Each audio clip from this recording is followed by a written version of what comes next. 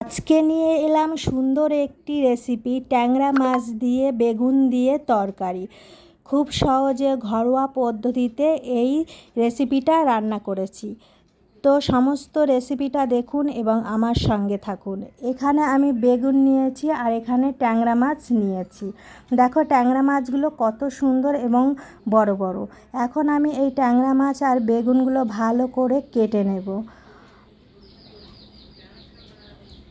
দেখো ট্যাংরা মাছগুলো দেখতে কিন্তু অসাধারণ লাগছে।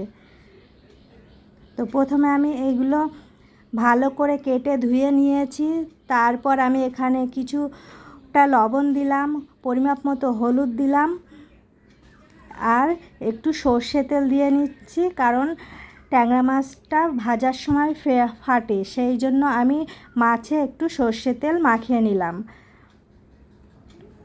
তারপর আমি মাছগুলো খুব সুন্দরভাবে লাল লাল করে ভেজে নেব।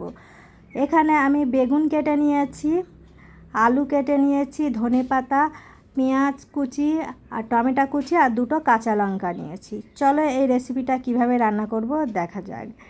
প্রথমে আমি এখানে আদা আর জিরে, কালো জিরে নিয়েছি, এটা আমি বেটে নেব।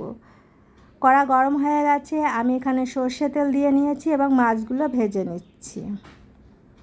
মাছগুলো লাল লাল করে ভাজা হয়ে গেছে, তারপর আমি বেগুনগুলো ভেজে নেব। বেগুনগুলো সুন্দরভাবে ভেজে নেব। ভাজার সময় আমি পরিমাপ মতো লবণ দিলাম, পরিমাপ মতো হলুদ দিলাম। এখন আমি সুন্দরভাবে নাড়াচাড়া করে নেব। বেগুনগুলো ভাজা হয়ে গেছে, এখন আমি তুলে নিচ্ছি। তারপর আমি আলুগুলো কেটে রেখেছিলাম, আলুগুলো ভেজে নিয়েছি।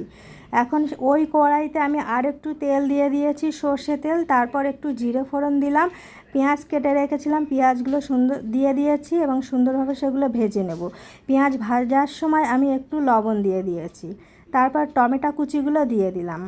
এখন আমি এগুলো সুন্দরভাবে একসাথে ভেজে নেব। এখানে আমি কালো জিরে, সাদা জিরে, আদা, রসুন সব বেটে রেখেছি, সেগুলো আমি দিয়ে দিচ্ছি। এখন মশলাটা সুন্দরভাবে কষিয়ে নিতে হবে। পরিমাপ মতো হলুদ দিয়ে দিলাম।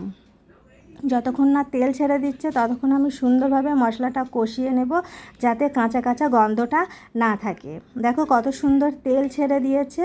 এখন আমি ভেজে রেখেছি আলুগুলো দিয়ে দিলাম। খুব সহজে এবং ঘরোয়া পদ্ধতিতে এই রান্নাটা আমি করছি। দারুণ টেস্টি হবে, গরম ভাতের সাথে খুবই সুন্দর লাগবে। তারপর বেগুনগুলো ভেজে রেখেছিলাম, বেগুনগুলো দিয়ে দিচ্ছি। এখন সুন্দরভাবে কষিয়ে নিতে হবে।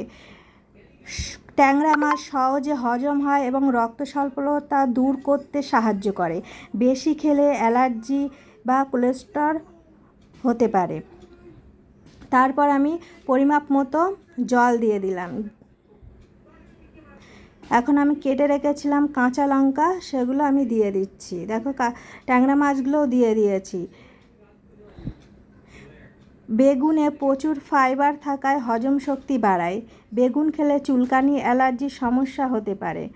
দেখো দারুণ একটি কালার এসে গেছে, খুবই সুন্দর এবং তাড়াতাড়ি আমি এই রেসিপিটা ঝটপট তৈরি করে ফেলেছি। তোমরাও বাড়িতে এইভাবে রান্না করে দেখবে, কত সুন্দর লাগবে। তারপর নামানোর আগে আমি উপর থেকে কয়েকটি ধনেপাতা দিয়ে দিলাম। দেখো রেডি হয়ে গেছে, আমি নামিয়ে নিয়েছি। তো বন্ধুরা, এই রেসিপিটা কেমন হয়েছে সবাই কমেন্টে জানাবে, আর নতুন নতুন রেসিপি দেখার জন্য আমার সঙ্গে থাকুন। টাটা।